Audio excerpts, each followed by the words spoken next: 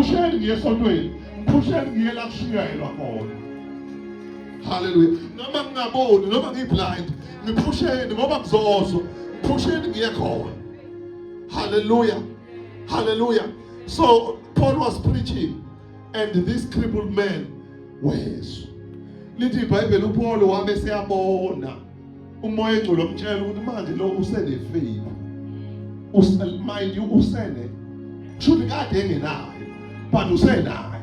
Yini eyenza faith? It's because Romans 10 verse 17 says faith comes by hearing. Hearing by the word of God. Ukholwa kuza ngokuzwa. Ukuzwa izwi kaNkulunkulu. So manje washumayela izwi Paul. Wabastedi washumayela izwi. Wasethi umoya engcwele useyakholwa manje. Ithi Timothy what you asesikhathi okudlala kuyasetshenzwa. What you stand up. Akabange sasho ukuthi oh baba ngiyacanga ukuba umuzi wakhe nalomuntu ushona. Masafika lesikhathi ukuthi baba awunkosi yami ngiyahlonipha kuwe. What you ngolaka futhi uyayizwa lento ukuthi wengakhulumeli phansi. You stand up and walk. And lithi iBhayibheli asuma indoda yahamba. Manje ke la indaba yami ekhona ilapha ku verse 11 ukuthi mase senzekile lesisimangaliso lesi bamangala abantu they were amazed njengomama kaDesha. They were amazed bathi nabo uNkulunkulu. Ushilo umama ukuthi sizongabe singasabonakala. Sizofana nalaba abasesithandweni somlilo kwabonakala sekukho nowesine. Kwathiwa yibo yini laba? Yabuza inkosi ukuthi yibo laba esibaphosile na? Kwathiwa yibo Nkosi. Hallelujah. So kulonyaka ka2026 kunezinto uNkulunkulu azozenza ngathi ukuthi abantu bazothi ngathi sekunoNkulunkulu. Lapha eSFM ayingathi akusebe ngoNkulunkulu. Ngicela ungifundele uJohn chapter 10 from verse 34 to verse 38. John chapter 10 from verse 34 to verse 38, because I want to make these declarations so that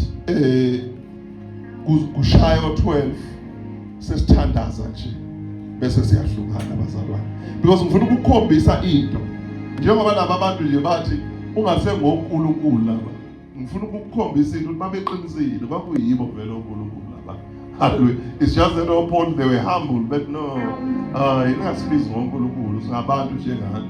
So ngicela ungifundele from verse 34 to verse 38. Amen. John chapter 10 verse 34 to 38. Yeah. 34. uJesu wabaphendula wathi, akulotshiwe yini emthethweni wenu ukuthi ngithe nina ningoNkulunkulu na? uJesu wabaphendula wathi, akulotshiwe yini emthethweni wenu ukuthi ngithe nina ningoNkulunkulu na? Uma athi bangoNkulunkulu, labo izwi lakhe elafika kubo lombhalo ungechithwe. Pho ningakhuluma kanjani ngalowo amehlukanisa wamthumela emhlabeni ukuthi uyahlambalaza ngokuba ngithe ngiyindodana kaNkulunkulu. Ngiyindodana kaNkulunkulu na? Uma ngingenzi imisebenzi kaBaba, maningakholwa yini? Kepha uma ngiyenza, nakuba ningakholwa yini, kholwanike imisebenzi, ukuze nazi futhi niqonde ukuthi uBaba ukimi nami ngikuye. Amen. Amen. And indeed, Jesus replied, it is written in your own scriptures that God said to a certain leaders of people, I say you are gods. And you know that the scriptures cannot be altered. So if those people who received God's message were called gods, why do you call it blasphemy when I say I am the Son of God? After all, the Father set me apart and sent me to the world. Don't believe me unless I carry out my Father's work. But if I do his work, believe in the evidence of the miraculous works I have done. Even if you don't believe me, then you will know and understand that the Father is in me and I am in the Father. So in the ngifuna ukuyibamba la izinto ezimbili. Now one ngifuna ubamba ukuthi imisebenzi uNkulunkulu azoyenza ngathi iyona abantu kuzomela beyibelieve. Uthi uJesu la uma ngabe ngenza imisebenzi kaBaba noma ningasangolwanga mina nginandaba nami kodwa kholwa ngemisebenzi. Hallelujah. Uthi kodwa mangenza imisebenzi kaBaba ningakhona. So uma ngabe uNkulunkulu it's a season of incredible happenings asivele siavele kulo. Asivele sinjengo Isaiah uthi thuma mina Nkosi. I will go. Hallelujah. Thuma mina Nkosi ngizokwenza njani ngizowe. Hallelujah. Uthi thuma mina ngizokwenza njani bazalwane ngizowe. Hallelujah. Uthi mawuswela uzomthuma ngizowe. You know, mase becula kanjalo yizwi lelo noma bese sebecula nje bepolitiki nabo bethi bazowe abantu bathuma. Hallelujah. Kodwa iculo lelo lelo. Uthi mawuswela uzomthuma thuma mina. Ngizowe. Asibe available. Ukwenza imhlola uNkulunkulu ngeke enze imhlola engasebenzisanga thina ukuze enze imhlola akasebenzise thina. Uyazi ukuthi asivele senze njani ke bazalwane ukuze kube lula asivele sibe imhlola thina. Ngiyangizwa kodwa bazalwane thina ke asivele sibe imhlola sithi masiqhamuka nje kuvele kuqhamuka imhlola sithi masivula umlomo nje kuvele kukhulume kumhlola sithi masenza izinto kuvele kwenzeke imhlola sithi noma senzani kuvele kwenzeke nje ini bazalwane imhlola sithi noma sijive endlela Jehova vele kujive imhlola whatever we are doing sithi ya intercede vele intercede imhlola sivele thina sibe imhlola ehambayo abantu abazombona kuyo uNkulunkulu because mase bebona imhlola abantu lapho bebabaza khona abavele bathi babebona thina bababaze ukuthi lo uNkulunkulu uyaphila asifane nalaba encwadini yamahubo you know lele lithi izwi kaNkulunkulu bathi mabebuye exile lithi sasija ngabaphuphayo lithi abantu ababehlala phakathi kwethu bathi ake nibheke uNkulunkulu wabo. Hallelujah. Cabanga babebuya ebugqilini kodwa abantu bababaza bathi awubheke uNkulunkulu wabo. Abantu babebona izinto ezizenzayo bethi awubheke uNkulunkulu wabo. Abantu babebona indlela uNkulunkulu asenze bethi awubheke uNkulunkulu wase-SFMI. Abantu babebona bethi awubheke uNkulunkulu walomama. Abantu babebona bethi awubheke uNkulunkulu walobhuti walosisi. Abantu babebona bethi awubheke uNkulunkulu. Bembone kithi uNkulunkulu. Hallelujah. Bembone kuphi bazalwane kithi. Hallelujah. Ze bembone uNkulunkulu kithi asihlanzeke bazalwane. Azinhlanzeko akube into yethu. Sihlanzeke because uNkulunkulu uyanamathela njengoba ibuthi entweni ehlanzekile. Imfihlo isehlanzekile. Mase sewufuna uNkulunkulu akusebenzise ehlanzeke. Wathi wahlanzeka uNkulunkulu uzokusebenzisa. Akazi ukulinda ngisho ukulinda uzojamba abafundisi nabapostoli asebenzisa wena. Ungenasikhundla ngoba uhlanzekile. Ngoba uyayithanda into ehlanzekile. Amandla kaNkulunkulu avela entweni ehlanzekile. Hallelujah. Idenze uJoseph ukuthi anyuso kangaka kwakuhlanzeka. Kwakuzona into eningi. The key word was ukuhlanzeka. The key word was ukuhlanzeka. Hallelujah. Washomelila ubaba umbuyazi madoda. Washomelila sisongo washo ngabe uyaqhosha. Kwazakala ngabanye washo nje phansi wathi nje uyazi hey mina nje angistranglish ukuthi uNkulunkulu ehle maNkulunkulu. Wathi nje ngoba nje ngihlanzekile. Nangampela wathi eqeda nje kusho njalo wehle uNkulunkulu. Hallelujah because uNkulunkulu uhlala enhlanzekweni. Akahlali kuma-titles zethu. Uhlala enhlanzekweni. Asimanifeste bazalwane. Sizokhuluma kakhulu ngalokho ngeSunday kuyiSunday kuqala yonyaka. But ke asiphume lapho ivale mfana yami lapho. Asibuye la bafowethu. Ekuthenini uma senze imhlola senze loNkulunkulu wethu. uNkulunkulu uyokwaziwa. Akaziwa nje uNkulunkulu kungathi kulovethi. Akaziwa uNkulunkulu iphutha lethu ukuthi uNkulunkulu akaziwa. Akaziwa ngoba silokhu sikhuluma ngaye kodwa simvezi. Hallelujah. Abezokumazi ngoba simbeka, bazomazi ngoba simveza. Nkosi yami. Hallelujah. lithi iBhayibheli kwenye indawo ngesimangaliso nje sodwa kwaphenduka inqwaba. Lithi baphendukela kuKristu, ababashunyayezwanga, bashunyayezwa isimangaliso, baphendukela kuKristu.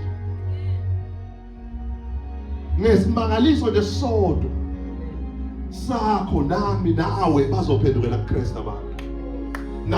La sebesihlulile sibashumayeza sibize atakhona bengasukumi but ngesimangaliso nje sodwa bayothi ngiyamfuna lo Kristu. Hallelujah. Bazothi ngiyamfuna lo Kristu. Hallelujah. Uzothi mawuhlabelela uthi uJesu wami uyaphila ngizabe sayo. Usho ngento abayibonayo. Singezwa uhlabelela uthi uJesu wami uyaphila kodwa singakuboni ukuphila kaJesu wami. Uthi uhlabelela sithi vele bese sivele sibonile. Bese sivele sibonile. Sibona nje nokuthi uhanjiswa kwakhe. Hallelujah. Sibona nje ngokuthi uhanjiswa kwabantu bazalwane okwakhe. Asivele bafowethu. Akavele uNkulunkulu wethu. Hallelujah. Ngo-2026 akavele. These incredible happenings must take place. Hallelujah. Hallelujah. Ubehleka ubaba umyaka ngimcokela ngijoka. Engitshela nabo ethimi yabo yonyaka ngimtshela ngithi naye uNkulunkulu wathi benginika le theme ngathi naye baba because ngathi baba uNkulunkulu le theme lena igama le bandla lika baba uMbholo. Incredible. uNkulunkulu yiyo le. Hallelujah. Lihle igama le bandla labantu. It's amazing. Hallelujah. You know, incredible happenings. Asenzeke lezi zinto. Sibona. Isikhathi sokukhula kwemkhawulo yethu. Isikhathi sokuthi sikhule, si-expand. Uyabona le ndaba elapha kuZenzo chapter 8. Ngeke ngayisendela labantwana becommittee le church growth. It's so amazing. You know, ngoba lithi iBhayibheli, they went to other towns and they preached the gospel. And when they preached the gospel waphenduka abantu, then babiza abapostoli ababengekho bese eJerusalem bathi abazobabhaphathiza bese bebabeka izandla ukuthi bagcwaliswe ngoMoya oNgcwele. But they went out. Hayi abafundisi nina, you must go. Hallelujah. Bese umfundisi kunabantu esengithe uma ngena ngikhuluma baphenduka ngicela usondele. Hallelujah. Hallelujah. Because they were expanding. uNkulunkulu wabona ukuthi ibandla livaleleke eJerusalem. Ibandla kufanele liqhume liphumele ngaphandle kweJerusalem. Ilikhuluma indaba ezinhle ifikelele nakwabezizwe ngoba eJerusalem kwakunamaJews kuphela. Kwabona ukuthi alifinyelele nakuma-Gentiles. Abaphumele ngaphandle bakushumayela uKristu. Bashumayele kufinyelele nakuma-Gentiles bazalwane. Lithi iBhayibheli bafika ababeka izandla. Lithi ngokuba abantu babengakaze bemukele uMoya oNgcwele. Babebhaphathisiwe nje egameni likaJesu. Kodwa bengazange bagcwaliswe ngoMoya oNgcwele. Babekwe izandla ukuthi bereceive iBhayibheli lithi igift, isiphiwo sikaMoya oNgcwele. Abantu bazalwane basidinga isiphiwo sikaMoya oNgcwele. Siza nathi isiphiwo sikaMoya oNgcwele. Uma silovile thina sihlezi la sibizana njalo sihlale sizohlangana sodwa la. Bese siyakhuleka sithi lezi idulo ayiphenduka abantu, lezi idulo ayigcwala abantu. It's not going to happen. We must go. Sifinyelele abantu. Senze imhlola. Bese befika abantu lithi iBhayibheli babetha abantu ngizobambelela nje. Ngizobambelela nje kwisilivu somJuda. Ngibambelele nje ngiye lapha yokhonza khona ngoba sengibona imangaliso. Sekuyibuza ukuthi mangase kufike esontweni ngaba njani. Mangabe lo muntu eyedwa ngibona imangaliso kulabo abahlanganyele khona ngami sengiyobambelela nje.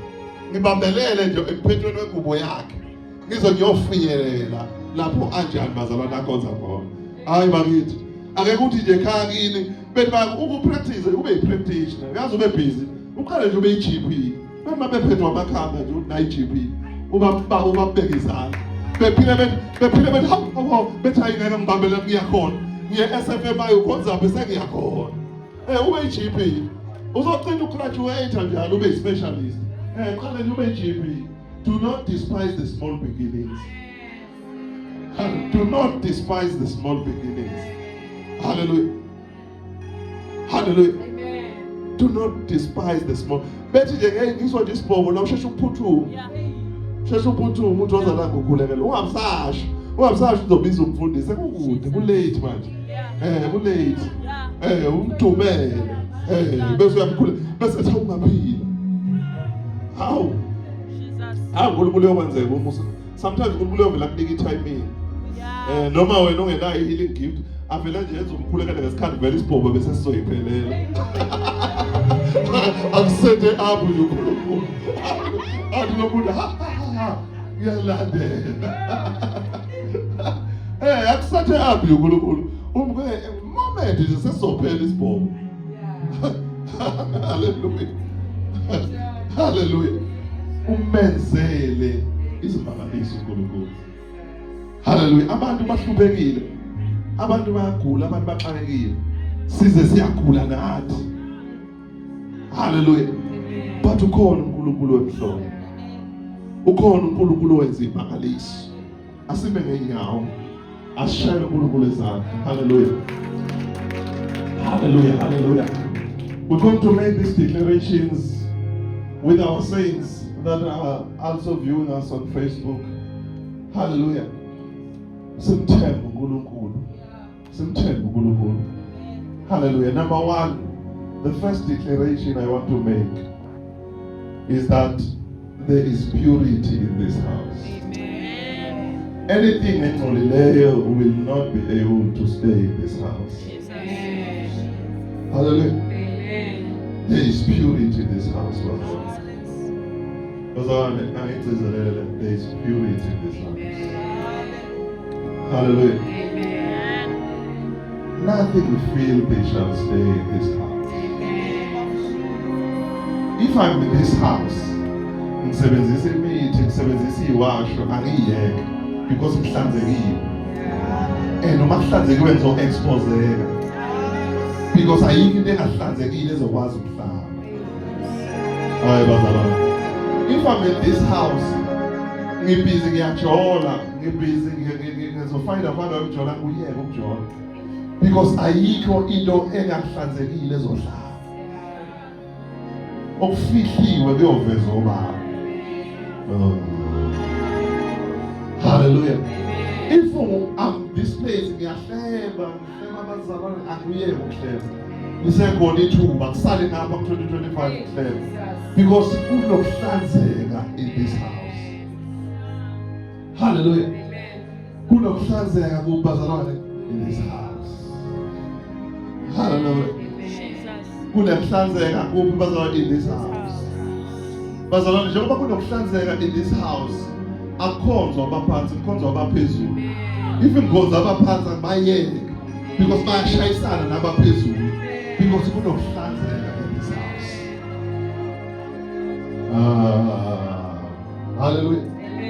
Kunokuhlanzeka kubazalwane in this house. If I am a pastor, I am the father in this house, ngiyajola angiyeke ukujola because ngizofa nokufa. Because ngithelela abantwana bakaNkulunkulu ngomoya ongesiwona kaNkulunkulu. Ngi-abuse uNkulunkulu unginikeze wangethemba abantu bakaNkulunkulu. Because there is purity in this house. Hallelujah. There is purity in this house. If you are Georgia, uyeke ukujoja mntakababa. Uyeke because there is purity in this house. Very soon akazoboshwa nje uzoboshwa. Ngithanda ukumemezela. Mawala uthi uzoboshwa nje maduze. Sizobona uzuvela nje lapho siyakuba ebhentshini. Sibona hayibo lo mbuso wathi ngiyabazi. Sikubona uzuvela sibe namahloni. Siyayirecuse sikhuluma isigisi esikhulu ke lapho sithi I recuse myself from the record. Sisho ukuthi akuzenye imanje ngoba lo muntu ngiyamazi. So nje I recuse myself from the record. Recuse yourself from theft. Because there is purity in this house. Hayi, uma uthi uthenge bafanele wena. Uthenge hayi yeke lento. Yeke lento, hlukana nalento. There is purity in this house. Very soon umkhondo wamaphoyisa uzolidela kwakho. Umfana esebanjiwe wathi ukuthindwa kancane wasesho cha adayisela ngapha.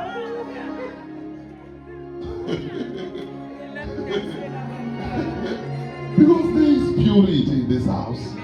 Because uma kungekho abantu abatshotha izinto zokweba ezembiwe abathenga izinto angeke bekhuthale ukutshotha nabatshotha. Batshotha ngoba nina ngama-customer.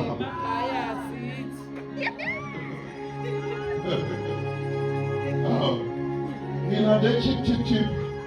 Oh, into mina ngithenga ngo-7,000. Ngilande chip. Ngilande ngo-70 rand. Into ka-5,000. Uzoboshwa wena. Hallelujah. There is purity in this house. I can say there is purity in this house. There is purity in me.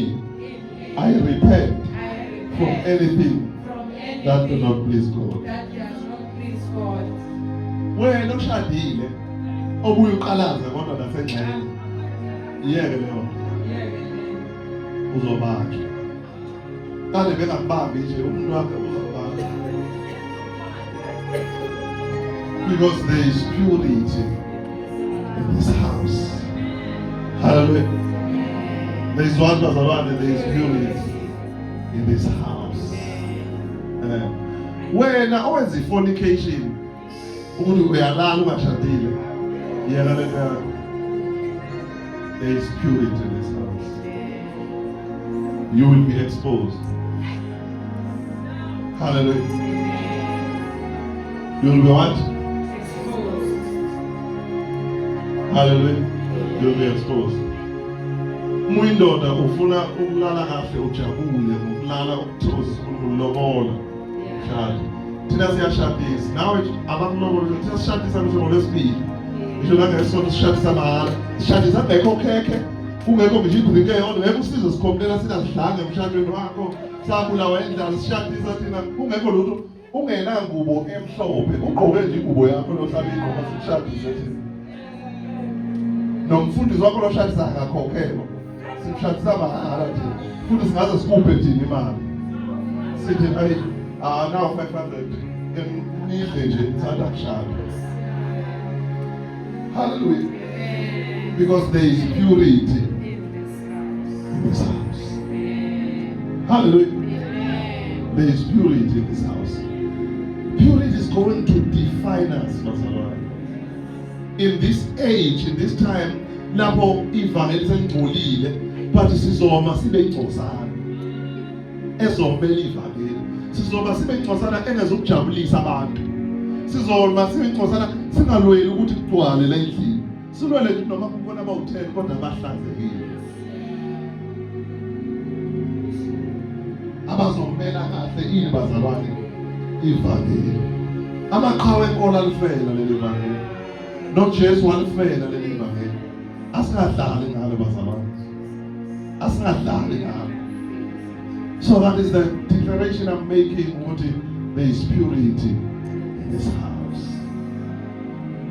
Hallelujah.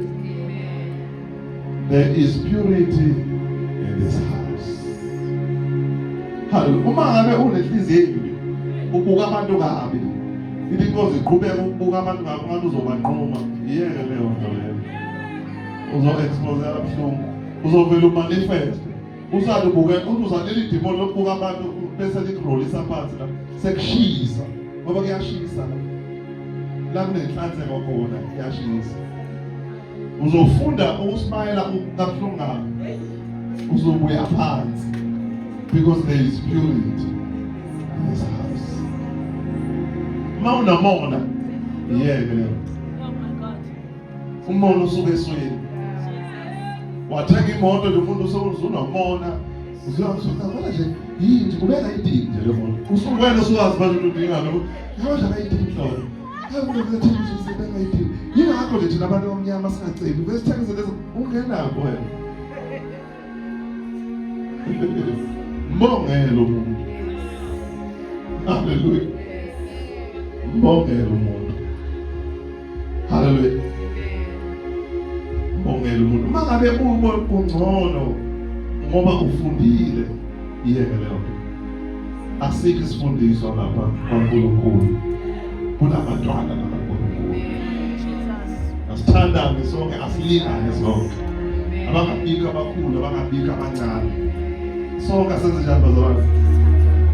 Asithandane. Hallelujah. Hallelujah. Number 2.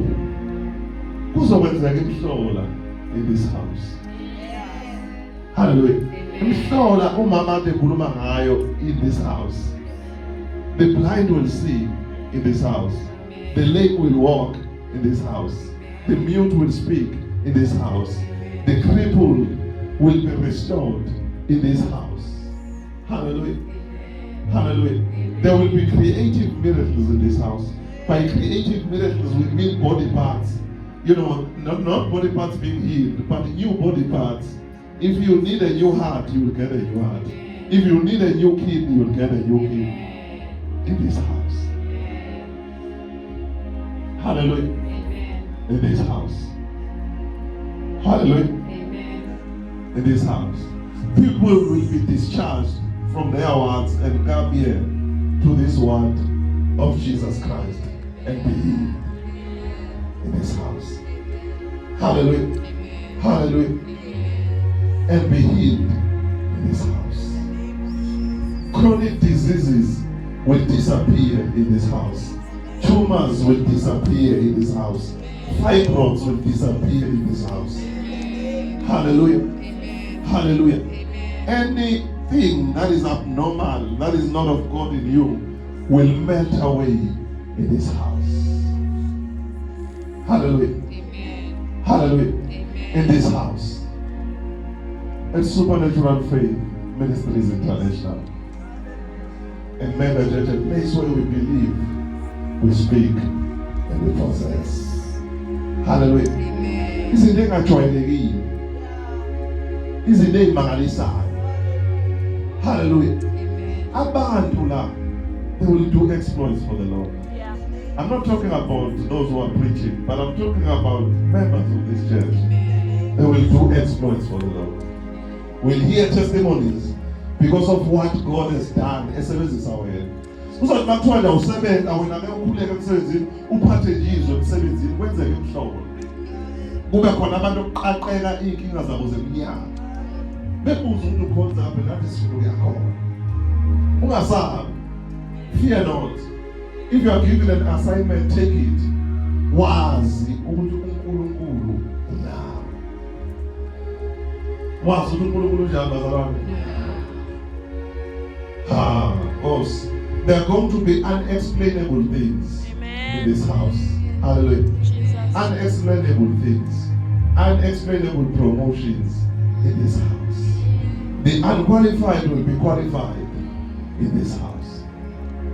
We're talking about incredible happenings, Mazalam. We must be expected. I am also expected to be an unqualified who has been qualified. Because God is at work. You know, everything, fruit of the womb will be received in this house. Jesus. Hallelujah. Every word spoken by faith in this house will come to pass.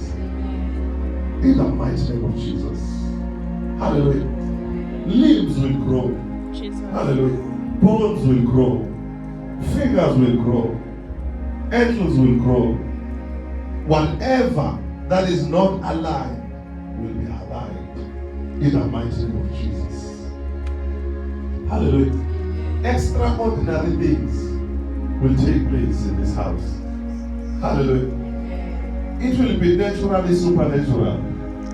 Hallelujah. Naturally supernatural. It means kuzojwayeleke. Izinto ezimhlola kodwa zizejwayeleke ngoba zenzeka njalo. Hallelujah. Hallelujah. God will add a super to our natural. Hallelujah. And God will add an extra to our ordinary.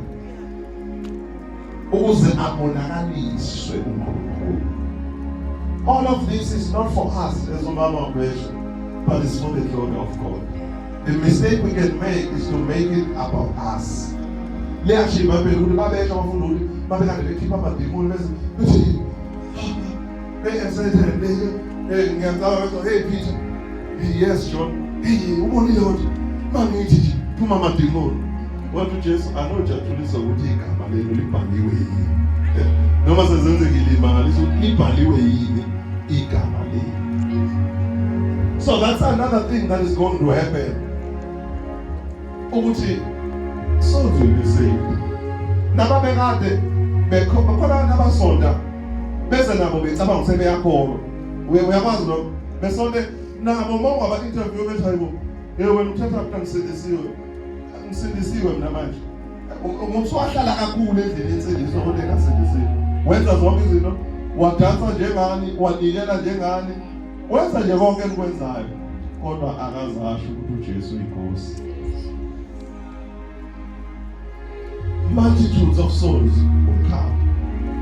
We designate this place. We rezone this place. You know, this is the pool of Bethesda. It's a pool of life. Whoever comes here has a physical sickness, has a mental, emotional sickness will be healed in this house. The love that will be displayed in this house will be a cure itself.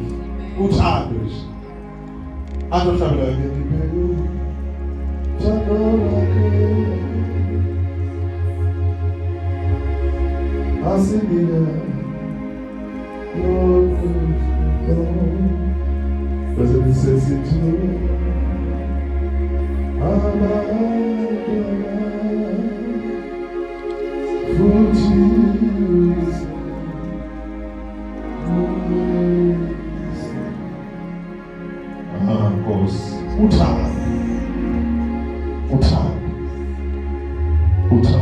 The Lord is at work, Pastor.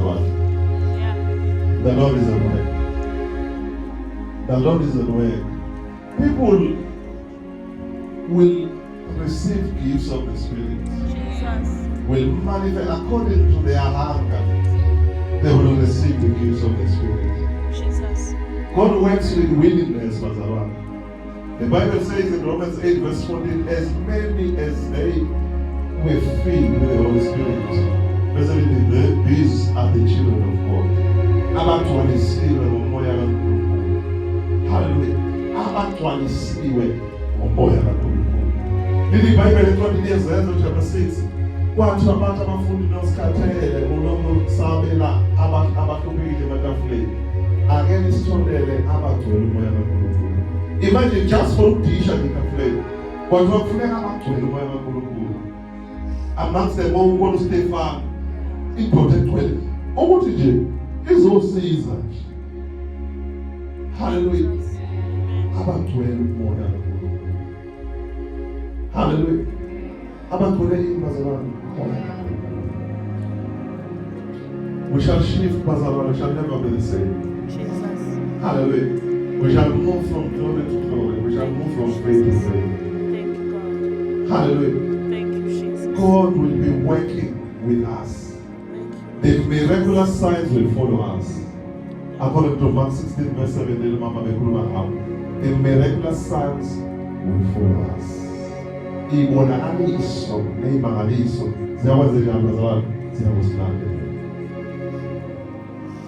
Thank you, Jesus.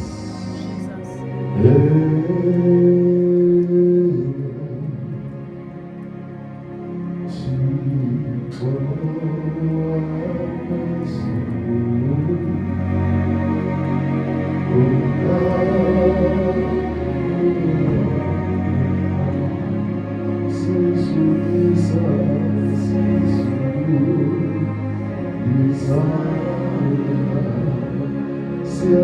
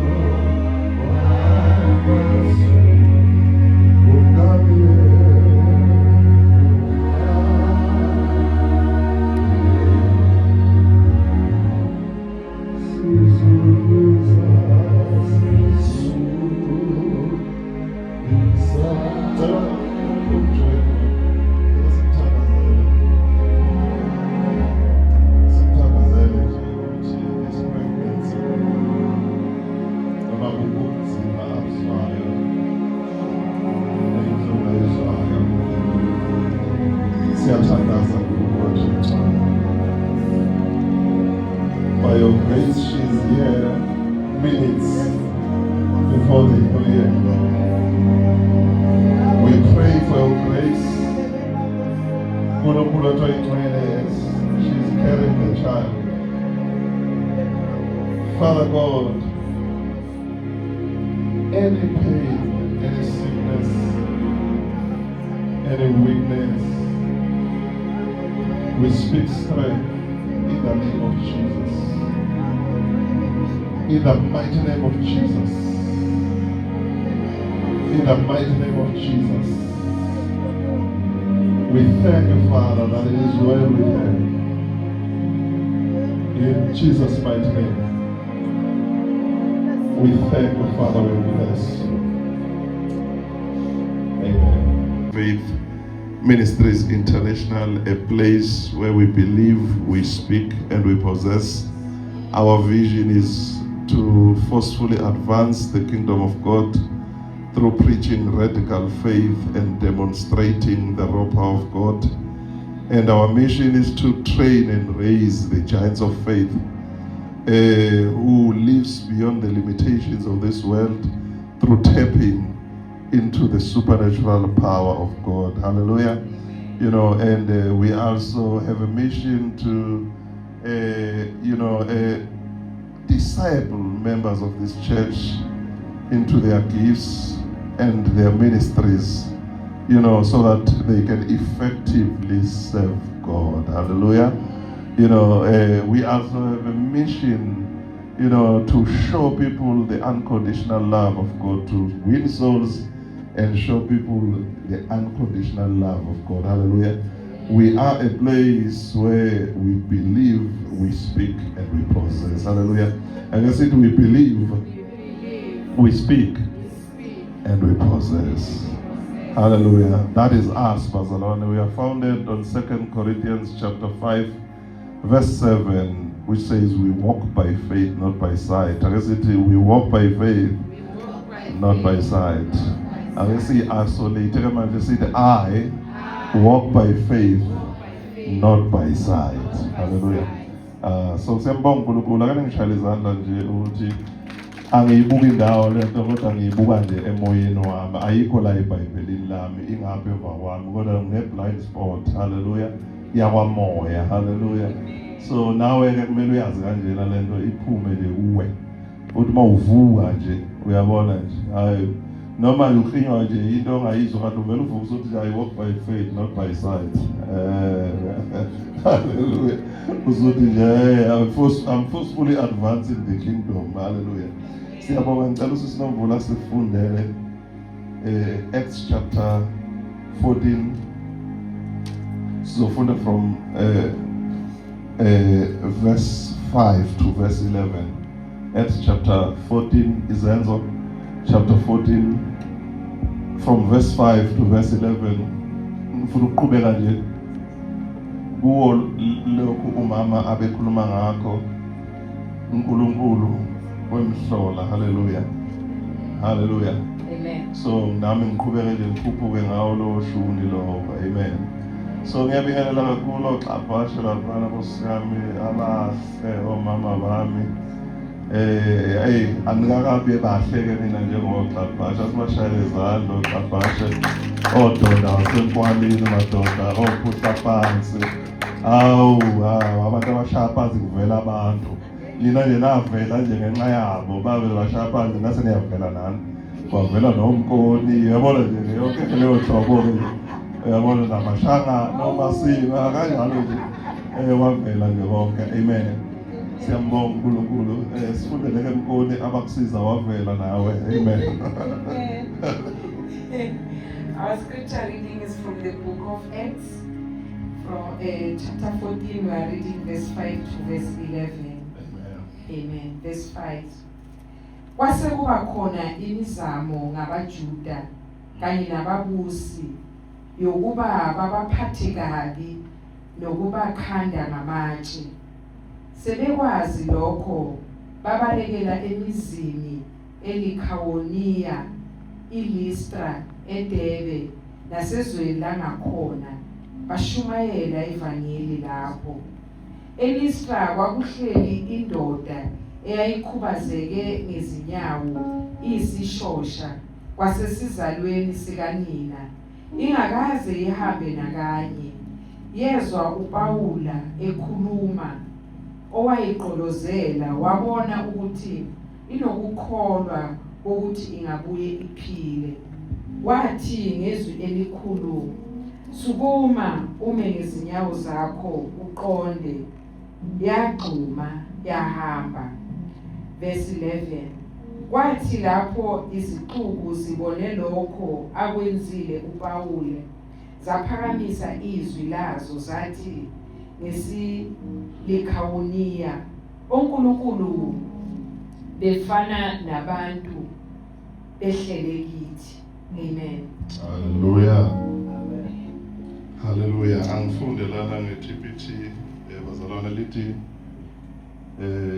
eventually all the opposition factions came together with their leaders devising a plot to harm Paul and Barnabas and stone them to death.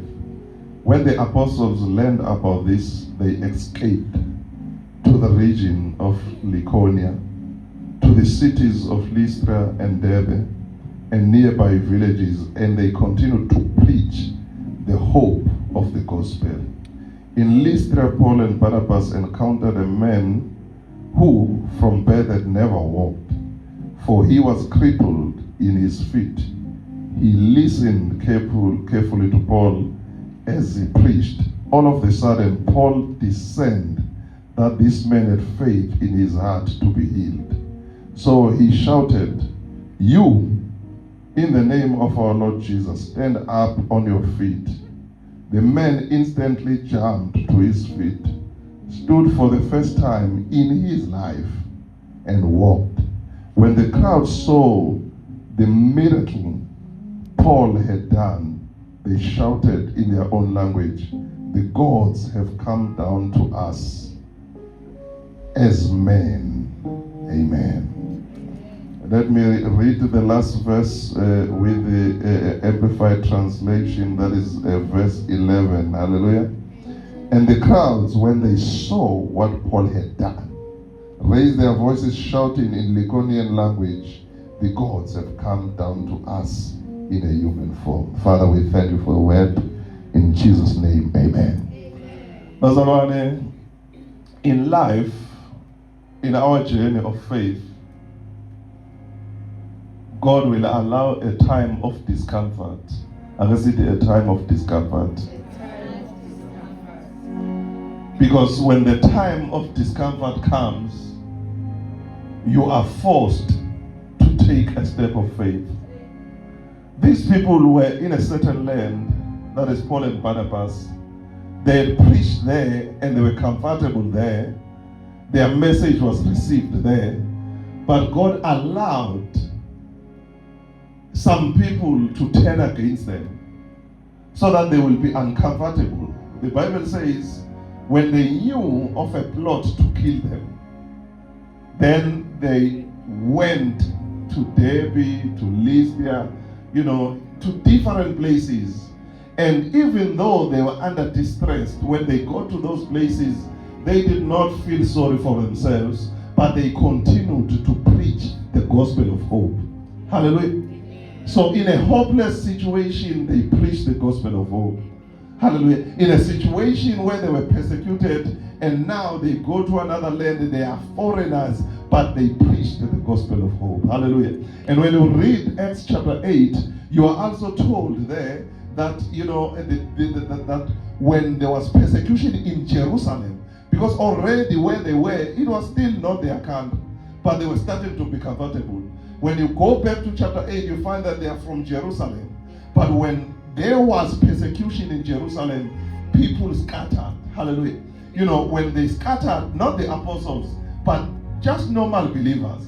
The apostles remained in Jerusalem at that time. So the people scattered. That is when Philip, who was not an apostle, but he went with those who scattered and he preached Christ there. Hallelujah. So when you read verse 4 and 5, it says he preached Christ. Hallelujah. And it says as he preached Christ, there were miracles, signs and wonders. Hallelujah. You know, because the Bible says the crippled were walking, the blind were seeing, the mute were speaking, because they were out of their comfort zone, but they remembered whether they are comfortable or not, theirs is to preach the gospel. And these Bazalwane were not the pastors, were not the apostles, were people like you, you know, who were sitting down in the church, but they went there and they preached Christ. Hallelujah. And the Bible says they performed miracles, signs and wonders, not the apostles, not the pastors, but believers. They were clothed with power to perform miracles, signs and wonders. Hallelujah. See, the Bible says Philip preached, and it says people were amazed looking at the miracles that Philip preached. Hallelujah. They were not they were not amazed by the message he was preaching, but they were amazed by the miracles that were accompanying the message that he was preaching. Hallelujah. Remember in Mark chapter 16 verse 20, the Bible says the disciples went around preaching the gospel, and the Lord was working with them, performing and confirming the word that they preached with accompanying signs and wonders. Hallelujah. But they weren't preaching the gospel. Hallelujah. Sometimes uNkulunkulu will meet us with miracles as we go. Hallelujah. Not when we are stagnant, not when we are staying together, but we need to expand, we need to go. Hallelujah. So there need to be circumstances that need us to go. Hallelujah. Sometimes we need to enter houses. Hallelujah. Sometimes we need to buy the equipment to go and do an open air rank or whatsoever. We need to go. We need to go. Sometimes we need to get to hospitals. Hallelujah. Sometimes we need to get to schools. Hallelujah. We need to be visible. We need to go, because when you go, there are miracles that follows you. In the process of going, there are miracles that follows you. Hallelujah. Hallelujah. When you read chapter 8, city, the expansion, the persecution and the expansion of the church. In the persecution there is expansion. Hallelujah. In the persecution there is expansion. Hallelujah. Ezinhluphoyeni kunokwanda. Hallelujah. Kunezinto eziqhumayo kuwena, kunezinto eziphumayo kuwena lapho uhlushwa wena. Hallelujah. Hallelujah. Hallelujah. We are going to 2026, Bazalwane. Kumele shintshe strategy. We must go. We must go. Hallelujah. Where we must be visible, we must go. Uma ngabe sithi siyale ashone khona. Hallelujah. Uma kukhona ikomiti ethile yenza umsebenzi wayo, ithi no sesinale idea asiye lapha, kudingeka siye baba sicela ispeaker esokukhuluma lento yokumemeza le whatever, sicela lokhu, sicela ibhika nje enezokulokhu imove ezidesign ukuthi siye lapha, asiye khona. Hayi ukuthi kuzoya leyo committee kuphela, kuyathina sonke. Hallelujah. Siyakhona. You know, ngesikhathi sihamba kuzophila abantu. Ngesikhathi sihamba abantu bazophulukiswa. Ngesikhathi sihamba ibhubhuthe izobona. Ngesikhathi sihamba the blind will, you know, the mute will speak. Ngesikhathi senze nje Barcelona.